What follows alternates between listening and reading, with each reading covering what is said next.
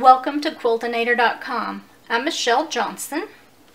This is the triangle twist pattern, and I'm going to demonstrate it for you, but I wanted to call it triangle tessellate, but I'm a nerd, and tessellate means to repeat the same shape over and over, and that's what we're going to do. But to tessellate means with no gaps or crossovers. And I'm going to be leaving large gaps. So I'm calling it triangle twist. So what I've done is I have put my quilt block on the top. I've got Hobbs 80-20 batting in the middle. And then on the bottom side, I've got my fabric that's going to be the backing. Because this is a quilt as you go. But this pattern is just triangles. So what you're going to do is you're going to use your hands. As you can see, I didn't pin anything. You're just going to use your hands to hold everything together and down and push it. So hopefully you'll be able to see what I'm doing. And the only thing that I'm doing is making sure that I am directly in front of the needle and that my elbows are pulled into my body. So now all I'm going to do, I have pulled up the bobbin thread and I put in a couple of small stitches just to start, just to lock those in place. And then what I'm going to do is just do a little bit of lines. And I've pulled away from myself. And now I'm just going to start filling in the block with all sorts of triangles. So I've just made kind of a V shape there, and now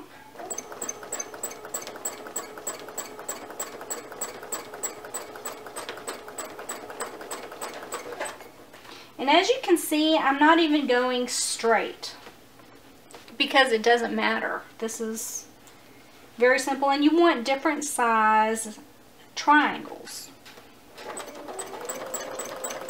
You want some big ones, you want some small ones.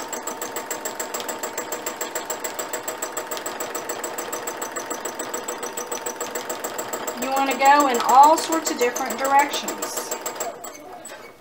Remember that these edges are harder to deal with, and I'm not keeping my hands right in front when I'm doing this because I want you to see what's going on.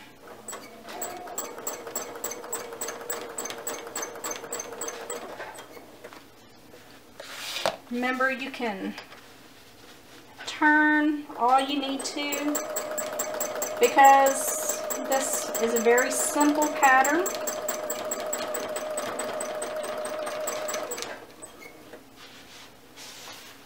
This goes very, very quickly. You can make it as wide as you want or as compact as you want.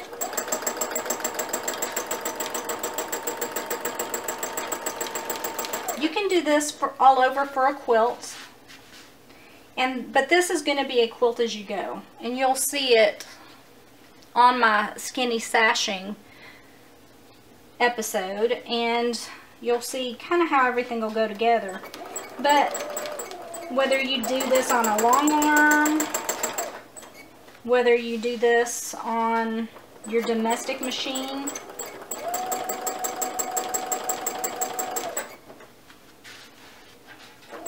it goes very, very quickly if you don't do super compacted triangles. And again, you're going to want different sizes. And what I'm doing is trying to, I didn't start exactly in the middle. I started kind of off.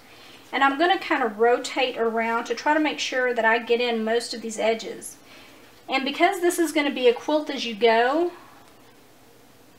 you got to remember that this will be trimmed off and then it'll have a sashing here. And that sashing will be just like a binding and cover it up. So if you're doing a full-size quilt and doing this on a large piece, then your edges will be the same way. If you don't want to cut off your little points, then you're going to want to come in a little farther. But I don't care.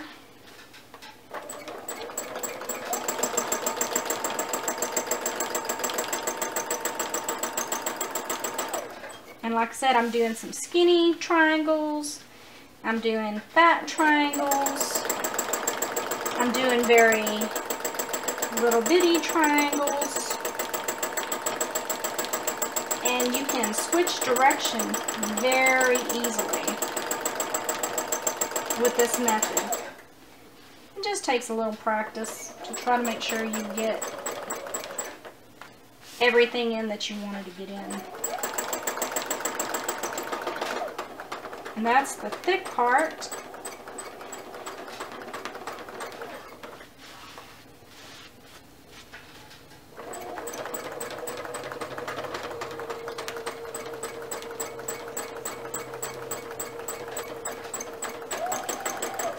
My biggest problem is that I do not always move my hands and feet at the same speed that they need to be. So you'll see here that I've got some bigger stitches and a few littler stitches. Nobody really is going to be looking at this. If it was a show, something for show, you would really want to make sure that everything was identical. But since my job is just to get something out and get it done, I'm not having that big of a problem with it. Now, because of how I started this, I want to come back over and put in a little diamond, a little triangle right here. I want to cover up this one little spot. So I'm going to shoot for that.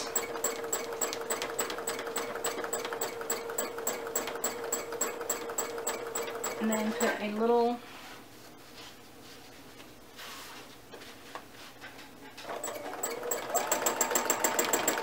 one in, and that has just covered up my starting point. And once this thread is taken care of, it'll never be noticed.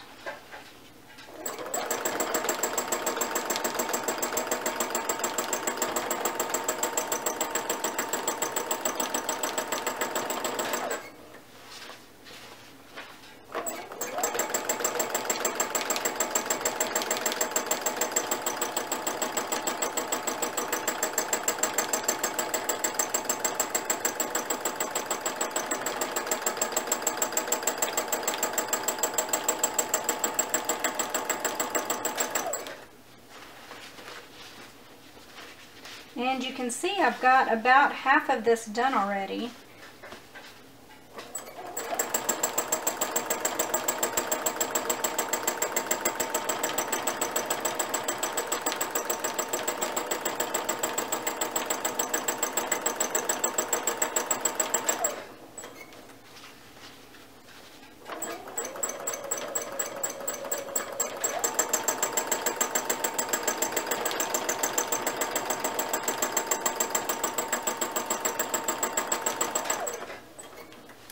As you can see, this is going very quickly.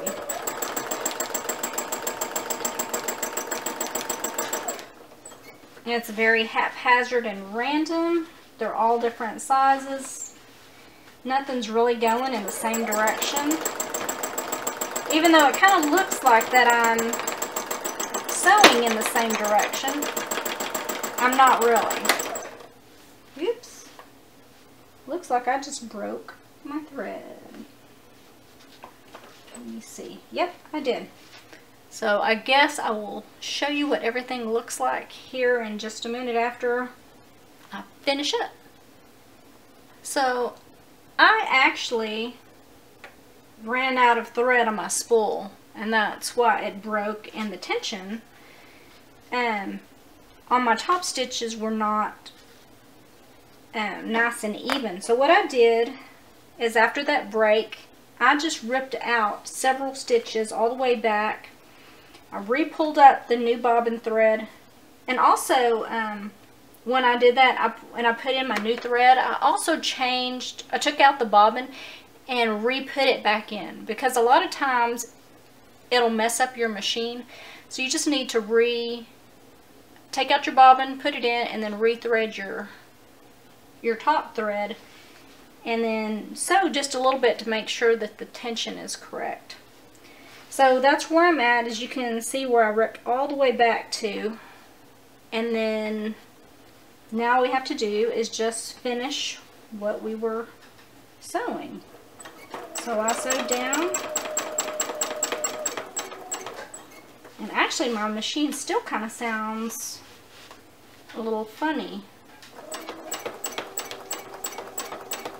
So I may need to re-thread everything again here in just a minute. But I wanted you to see it just in case it happened to you. And so now I check. The tension looks fine on that. So maybe it's just now time to put in a new needle.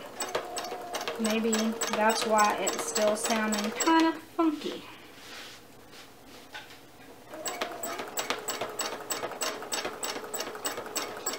But this quilting pattern is nice, fast and easy, and it gives you a different look for usually the more masculine people in your life.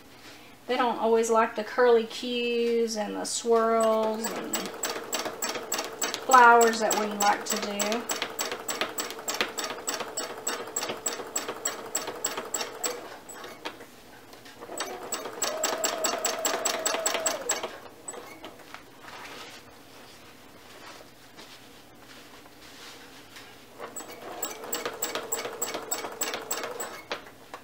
And as you can see, I'm still just trying, even though I'm trying to make sure you can see and everything that I'm doing, I'm still putting tension so that way everything still lays flat.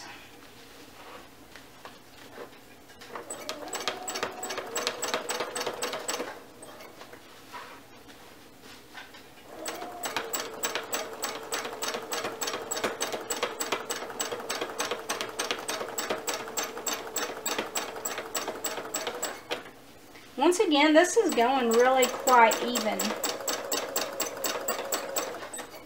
So you may wonder, why am I not using my octi hoops to do this? Well, honestly, the octi hoops are a wonderful tool. And it has taught me to stop often. And that way it has saved my back. It has saved a lot of ripping that I probably would have done.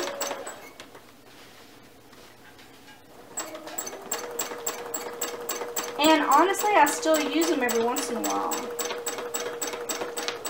But I have learned the things that I needed to learn.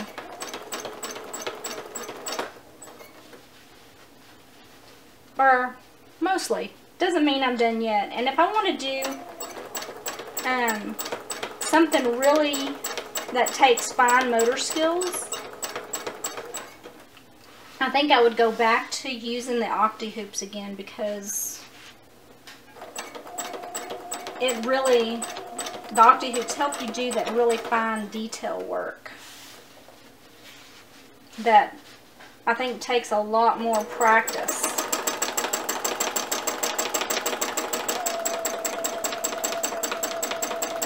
But what I'm doing here is it's not rocket science. This is just a straight line meander. And you're able to cross over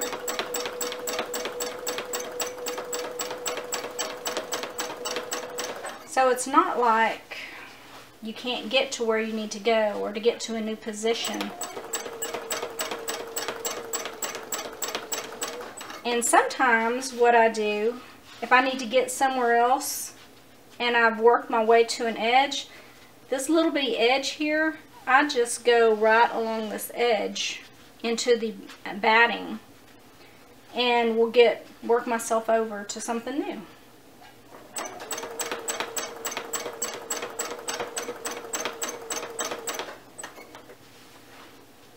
You want a variety of sizes.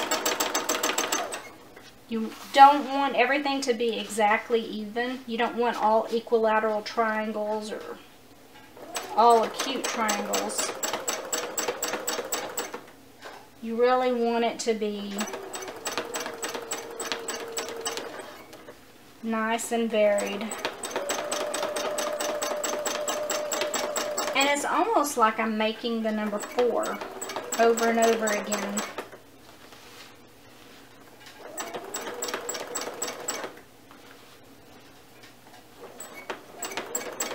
You see, I probably was going to have a little bubble there because I let loose right when that stitch was coming.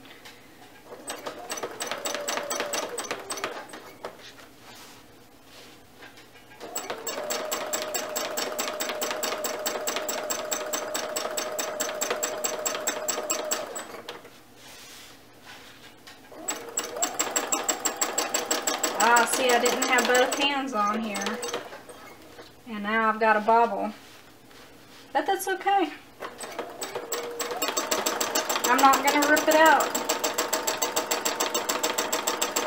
Even though I'm right here at the edge and I'm finishing it off.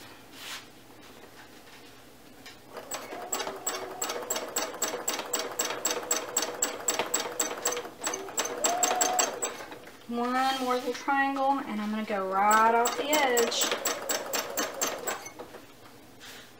So now I'm just going to put a few stitches right here, cut it, and hopefully you can see this texture on the triangle twist.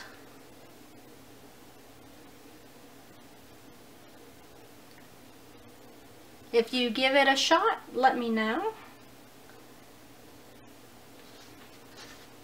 This is Michelle Johnson with Quiltinator.com, and I am getting back to quilting.